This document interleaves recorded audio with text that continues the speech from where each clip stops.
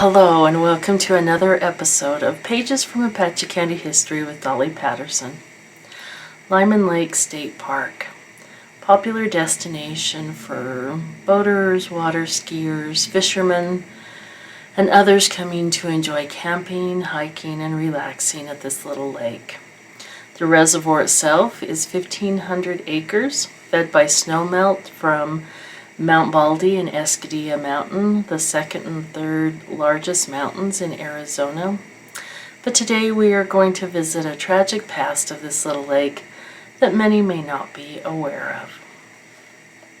The early settlers in this area began making attempts at damming the Little Colorado River in the 1890s. As early as 1889, they were scouting sites for possible reservoirs along the Little Colorado River. The need for water reservoirs was quickly evident to the settlers if they were going to be able to support livestock and grow gardens. The summer rains were just not consistent and reliable enough. In the 1880s, they first built the Little Reservoir, or Little Resi, on the outskirts of St. John's before they began building dams further upstream. First at Salado, and later at the Lyman Lake site. In one article I found, it states that between 1883 and 1921, 16 dams were built by community effort and other individuals on the Little Colorado and its tributaries, many of these dams being replacements for those that had failed. The first major effort to build a dam was at Salado, about 6 miles south of St. John's. They used teams, homemade scoops, heavy slips, and worked by hand, digging, scraping, and hauling dirt and rocks over the years, and they built a little reservoir. It was a labor of 11 years of back-breaking work. For a few years, the Salado Dam was sufficient for their needs. A dry year was followed by a very wet year in 1905, and the dam that took years to build took only minutes to wash out. Some said it was an inadequate spillway. Others said it was an improper foundation. Many people were discouraged and disheartened at this loss and left the area to find a less forbidding place to settle. Other hardy settlers remained and formed an irrigation company.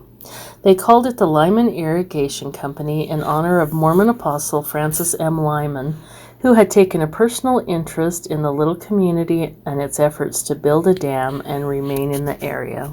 They chose a site 12 miles further upstream, and with $5,000 that the Mormon leader helped secure for them, a Colorado investment company that took an interest in the project, and the balance committed by members of the community themselves, construction on the Lyman Dam began. At the peak of construction, there were about 100 men working on the project. At the site, there was a tent city. An adobe dining hall was built for meals and as a little commissary. The roads leading to the site were rutted and dusty, and some of the men brought their families and lived in tents at the site. In 1909 to 1910, that era, there was little mechanized equipment to help in even so large a project. So again, men came with teams of 8 horses to pull the dump wagons. The going wage for a man and a team was $4 a day. Slips were employed to spread the dirt out over the dam. Construction was slowed several times due to difficulty finding a supervisor who could go ahead with the job. Finally, Jacob Hamblin, Fred Coulter, and Monaco Garcia took the contracts to build the dam. It was completed in 1912 and for 3 seasons held fast and provided irrigation to the communities below. 1913 and 1914 were relatively dry years, and then in 1915, unprecedented rain fell all over the Southwest. Between the heavy rains and the runoff of melting snow in the mountains, the lake filled to capacity for the first time since the dam was completed, around 33,000 acre-feet of water. The spillway was expected to start going over at any time. Sometime between 10:30 p.m. and midnight on Tuesday, April 13th, 1915, the dam washed out, and the lake waters rushed towards the little settlement of El Toul, about a half a mile below the dam, and the sleeping town of St. John's, 12 miles away. There had been a dance in St. John's that evening, with everyone enjoying a fun time of dancing and socializing with neighbors and friends. Jenny Palmer, a local school teacher, had left her 3 young children with her friend Mrs. Violet Ray, who had 4 children of her own, while she attended the dance. They all lived at El Tule. Jose Saavedra, the founder of St. John's, and his family, which included his son Jose Jr., daughter-in-law, and their 3-month-old baby, also lived on their farm at El Tule, just below the dam. In a document I found by the Association of Dam Safety Officials about dam failures and near failure, I came across this bit of information about the Lyman failure. It was thought to be due to sliding of the puddled core which had not dried out, but it appears the dam failed by piping. Poor construction may have also played a role. I wasn't sure what piping meant, so I searched and found this. Internal erosion, called piping by dam engineers, of an earth dam takes place when water that seeps through the dam carries soil particles away from the embankment, filters, drains, foundation, or abutments of the dam. When a backward eroding pipe reaches the reservoir, a catastrophic breaching of the dam can occur. It quickly became a hole 200 feet wide. Local resident Elda Brown, who was a junior in high school when the dam washed out, recalls that the top of the dam was still standing for days like an arch over that big hole. She also shared this about that night. We'd gone home from the dance and been asleep an hour or so when we heard someone screaming, "Get up quick, the dam's gone out."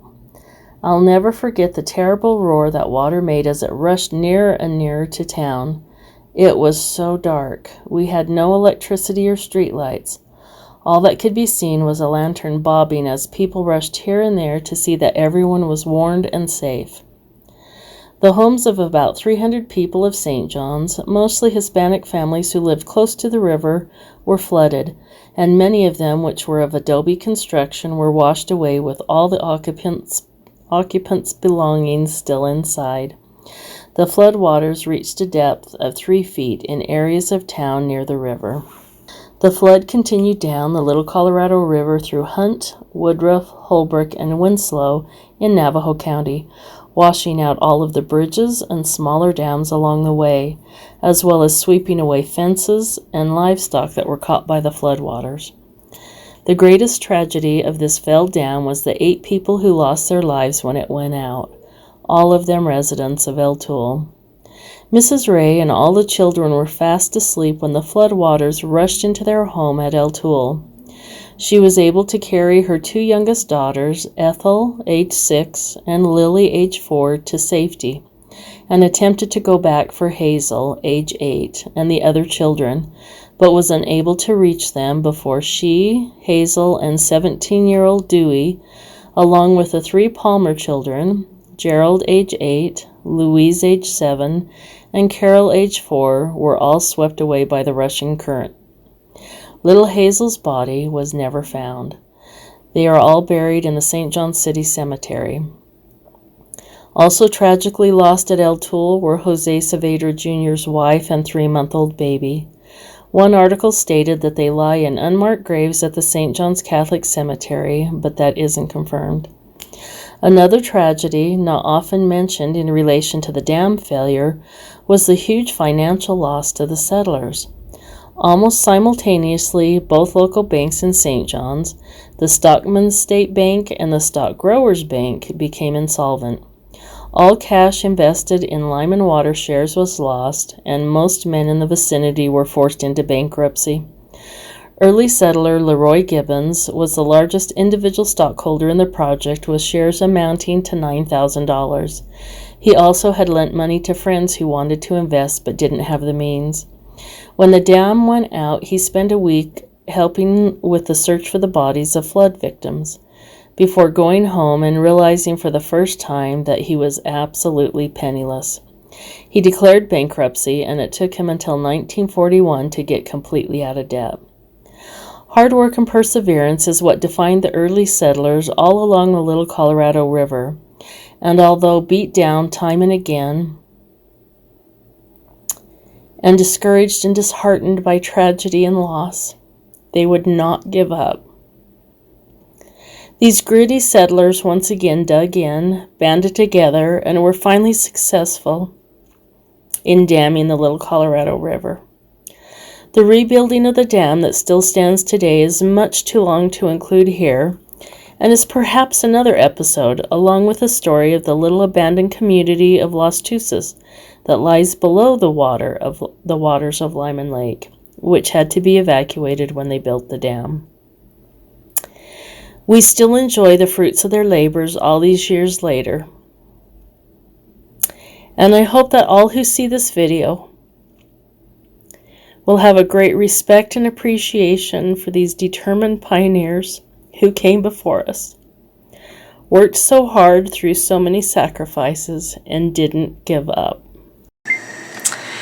If you'd like to read more about early efforts at damming the Little Colorado River, or see some of the photos that we used today in the presentation, most of our libraries have a copy of local author Cameron Udall's book, Images of America, St. John's, which has an entire chapter dedicated to the damming attempts of the Little Colorado River.